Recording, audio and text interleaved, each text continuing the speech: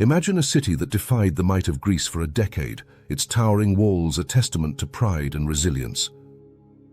Now see it fall in a single night, flames roaring into the sky, the clash of swords ringing through the streets, and the air choked with the stench of death and despair.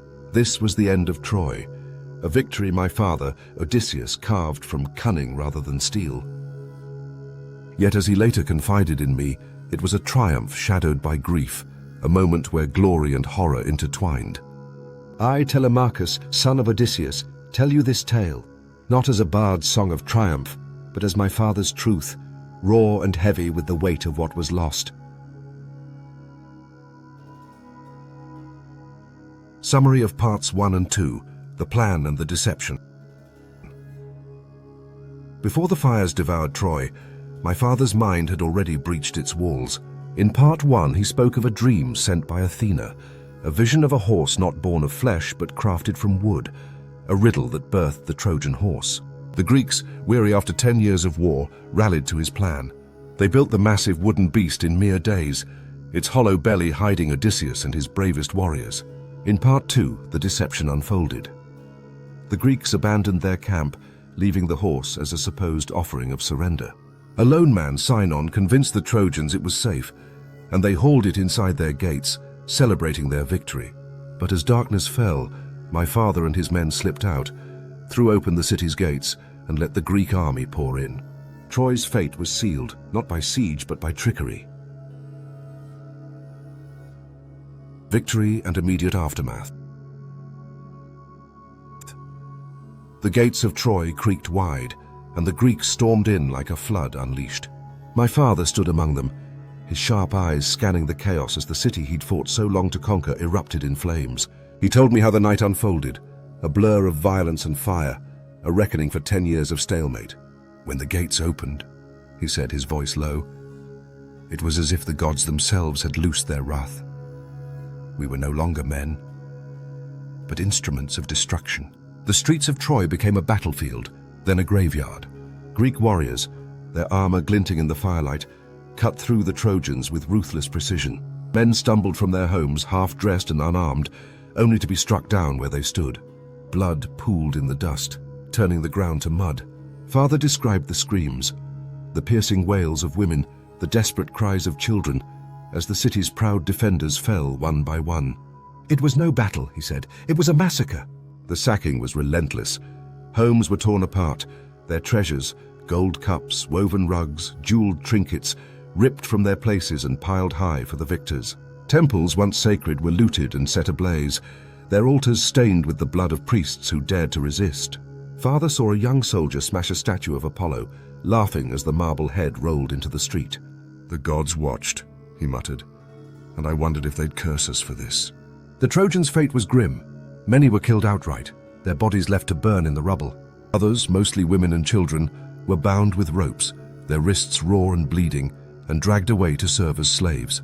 I saw a girl, Father told me, his gaze distant. No older than you were when I left. She clutched her mother's hand, sobbing as a Greek tore her away. Her mother fought, clawing at the man until a spear silenced her. The girl's screams haunted me that night. I listened, my chest tight, picturing the scene. Growing up, I'd heard tales of my father's heroism, his cleverness lauded in every song. But this was no song. This was the cost of his victory, etched in the faces of the innocent. Didn't it break you? I asked once, my voice trembling. He shook his head. It bent me, Telemachus. But breaking? That came later. Amid the slaughter, there were flickers of mercy, though they were rare. Father spared an old priest of Poseidon, a man too frail to fight, who knelt and begged for his life. Let him go, Odysseus ordered. He also spoke of Aeneas, a Trojan warrior who fled with his aged father on his back and his young son at his side. I could have stopped him, Father said. A single command and he'd have died.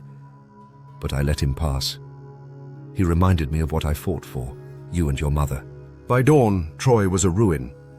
The fires had devoured its palaces and towers, leaving only charred stone and ash. The great walls, once a symbol of defiance, stood broken, their gates shattered. Father walked among the wreckage, his sandals crunching on the debris. He found King Priam's body sprawled across Zeus's altar, his white hair matted with blood. "He was a king to the end," father said, a note of respect in his voice. "He died defending his city as I would have done." The Greeks gathered their spoils, piles of gold, weapons and captives, and prepared to divide them. Helen, the spark of this endless war, was found trembling in her chambers. Menelaus burst in, his sword raised, ready to end her life. But father stepped between them. "She's yours to take home," he said firmly. "Killing her changes nothing." Menelaus relented, though his eyes burned with rage. Helen would live, a prisoner of her own legend. As the sun climbed higher, the Greeks reveled on the shore. They drank deeply, sang of their triumph, and boasted of the riches they'd claimed. But father stayed apart, sitting on a rock overlooking the sea. Victory was sweet, he told me, but it was also bitter. I looked at Troy's ashes and saw a city that had been proud, alive. Now it was nothing. And for what? A woman's face? Our pride? It felt empty. He spoke of the weight that settled on him then, a sense that the gods weren't done with him. "I wanted to go home," he said, his voice softening. "To hold you, to see your mother's smile. But I knew the journey would test me still." He was right.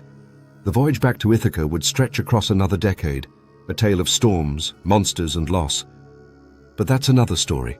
When he finished, I sat in silence, his words sinking into me like stones. I'd grown up imagining the fall of Troy as a glorious end, a tale to swell my chest with pride. But through his eyes I saw the truth. Victory was a blade with two edges, cutting both foe and victor. "Father," I said at last, "did you ever wish it hadn't happened? The horse, the war?" He looked at me, his face lined with years of struggle. "Wishing changes nothing, my son. I did what I had to, but if I could have spared the innocent, if there'd been another way, perhaps." War doesn't care for perhaps. I nodded, though understanding came slowly. I was still a boy in many ways, clinging to dreams of heroism, but his story shifted something in me, a seed of wisdom planted amid the ashes of Troy. Telemachus's reflection. Telling this now, I feel the echoes of that night as if I'd been there. I wasn't, of course. I was a child in Ithaca, waiting for a father I barely knew. But his words brought Troy to life, its fall a wound he carried home. He was the hero of legend, the man who toppled a city with a wooden horse. Yet he was also my father, a man who mourned the price of his triumph.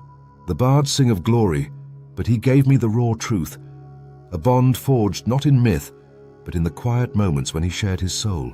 If this tale of fire, blood, and bittersweet victory stirred you, there's more to uncover. Subscribe now to follow the winding paths of ancient myths, where heroes wrestle with fate, gods cast their shadows, and every story holds a deeper truth. The next chapter of Odysseus's journey awaits, along with countless other legends. Join me and let's explore the past together.